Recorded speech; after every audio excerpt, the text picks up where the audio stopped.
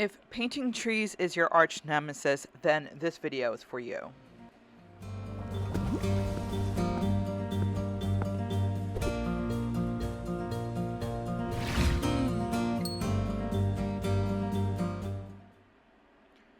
Hi everybody, welcome back to my channel, and today we are conquering trees. And I think for a lot of people this is a struggle, at least that's what I've seen in my classes. Excuse me, I just bumped my table. And this is a video that will hopefully help you overcome that challenge. I have showed this to several of my own students, and it did help them. So hopefully it does the same for you. So we are starting, I'm using a yellow, probably because I'm looking outside at some yellow trees. I am in New England, it's October and the leaves are changing. We're past peak, but there are still quite a few colors on the trees. So I'm inspired by that. I wanted to do some yellow trees. And the trick here is for your brush to be pretty wet. You don't want to come in, I know we always wet our brushes before we dip it in color. And this is just one of those things where people say, I don't know how much water and how much paint to use. So here you're going to use more water on your brush than normal. And that will help the paint spread a little bit more on your paper. In fact, if you are painting this and you're finding that you're getting kind of like your individual, you could see your brush, almost like the tip of your brush, and it's not spreading like this, then add more water. So take a look at what you're doing right now, and if you're seeing like the tip of your brush and it's not looking all kind of smushy like this, then add more water to your brush. I'm doing yellow. It's a Gamboge by Dr. P.H. Martin. And then I'm doing a burnt sienna on the inside because, of course, with the light coming from the sky, from the sun, it's going to be darker underneath the canopy and towards the middle of the tree where there is more density in leaves. So I add a little bit more of the darker yellow there. Same thing with the green tree, same exact technique, just a different color. And it even helps if you're doing, like, let's say a green tree, to have like maybe 2, 3, 4 shades of green, maybe some browns in there while you're doing this to make it look a little bit more organic. And also make sure to leave gaps as well, and don't go for a perfectly shaped tree. So I'm literally looking at some maple trees right now, which tend to have a pretty nice uniform shape to it, but even the most perfect looking tree is going to have gaps where the light shines through and there's more density in leaves. So this would be my second thing that I notice that a lot of people do is they make their trees all look uniform. They look perfectly alike, and one tree and the next tree and the next tree, they're all the same height, they're all the same width. And they're all perfectly spaced from each other.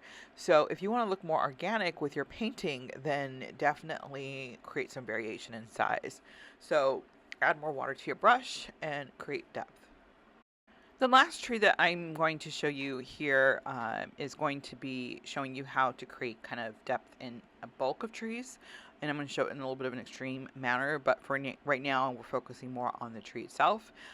So this one I'm doing I don't know what kind of tree it is called. I always say when I'm teaching trees, I should look up the names of trees, and I do, and then I just don't remember them. So, but these are, gosh, I don't know the name. Maybe you can, maybe you can write the name of the tree in the comments. But it is like one of the tall, I almost want to say a cypress tree because it's the only thing that's popping in my head. So I'm trying to trust my subconscious in naming this tree, but it's one of the taller ones that kind of have like bulk of leaves at the top, some at the middle. So I'm doing this tree, but the technique is the exact same, which is just really just dotting and blotting and just kind of being really messy with the way I move my brush strokes and stuff around. So the same thing as I did with the first 2 trees, just smaller and more confined. Also a little bit longer with my brush strokes just to give them that kind of wispy look, similar to what you would do with like a pine tree. So, and then adding some dots and stuff here. So as you can see, I don't obviously paint the trunks first. I know that when I was in grade school, that's what I did. I painted trunks first, and then you put the cute little canopy on top. That's kind of your rudimentary tree. But with these, I like to paint the trunks last. because it kind of forces you to be a little bit more organic with the way you approach it. At least it does for me. So when I paint the trunks last, it makes me fill in the branches where you can see them. It makes me fill in the trunks where you can see it. Instead of trying to build the canopy around it, I'm building the trunk around it. And it worked for me because they do end up looking a little bit more organic in nature as far as the trunks and the branches that are going through the trees. So this one, I'm looking at a photo of one of these trees, so I'm referencing that, and that's what you can do until you get used to it.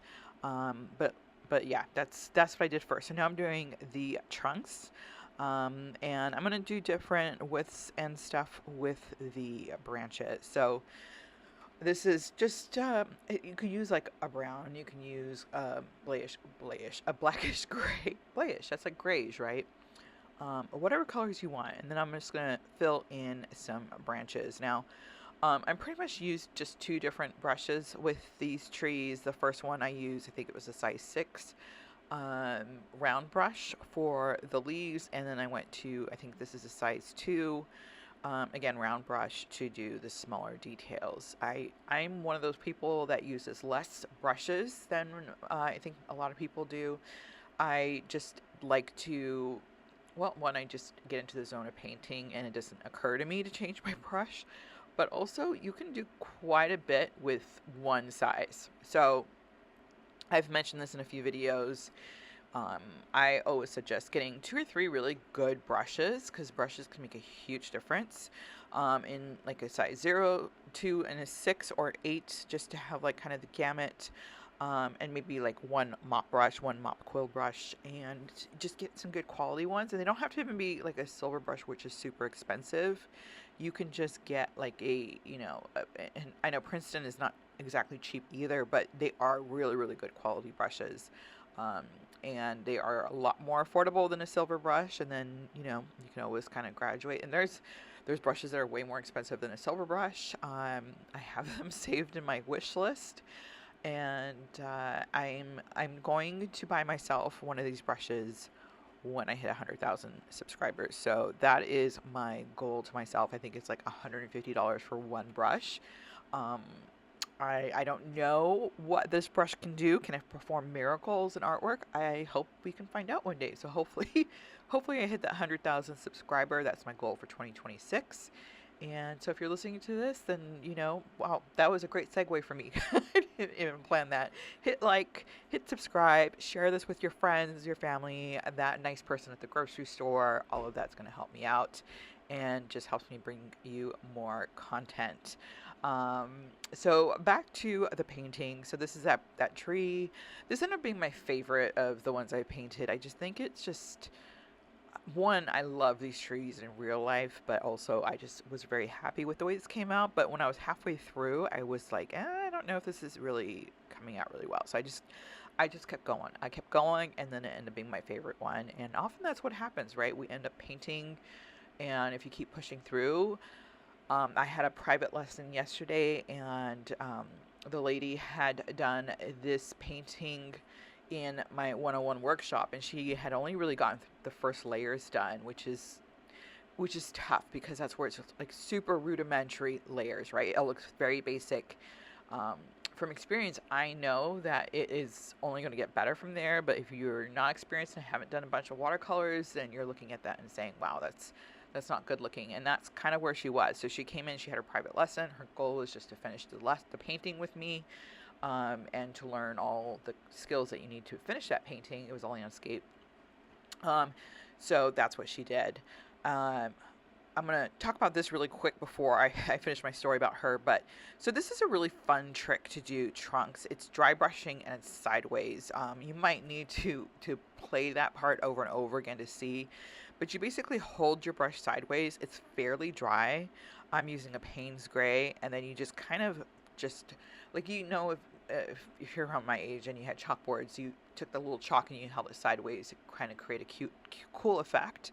And that's what I did. And then I took a clean wet brush to just smooth it out a bit, to fill in the trunk, to give it more depth and shadow, just to kind of finish it off. And then I'm using a very, very wet technique for the the canopy of the tree, adding a touch of a sap green just to give it a little bit more color. I would have gone a little bit taller on this if I had space, but I didn't have the space. So, but this was just to show kind of the trunk. And now I don't remember what I was going to say about that lady. But anyways, oh, just finishing the painting. It just really helps to get through that. So this is where I was talking about creating that depth in the forest. So the way to do that is to really use a very washed out paint to do the background trees.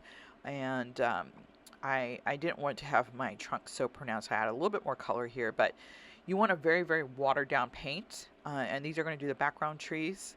And then you're going to wait for that to dry, and then you will use darker shades to do the foreground trees. And of course, it goes back to what I said earlier. Don't make them all the same size or width or same distance from each other. Definitely break it up a little bit. So, and that's what I'm doing here. So once this dries, you go ahead and you can add. You could do this in like multiple layers. This is just a really quick way for me to show you how to do that. But I mean, you could do a whole painting just with this technique, and it looks very cool. I have done that before, and it's very fun to do. And you could just do one color. I'm just using the Payne's Gray here, and I thought it was pretty fun looking. I was also pressed for time here, so I was kind of rushing through this. I had a private lesson coming up, and I just had to get through this and get it done because I wanted, if I didn't, and it just would never get done. It ended up being another thing on my to-do list. So here is that.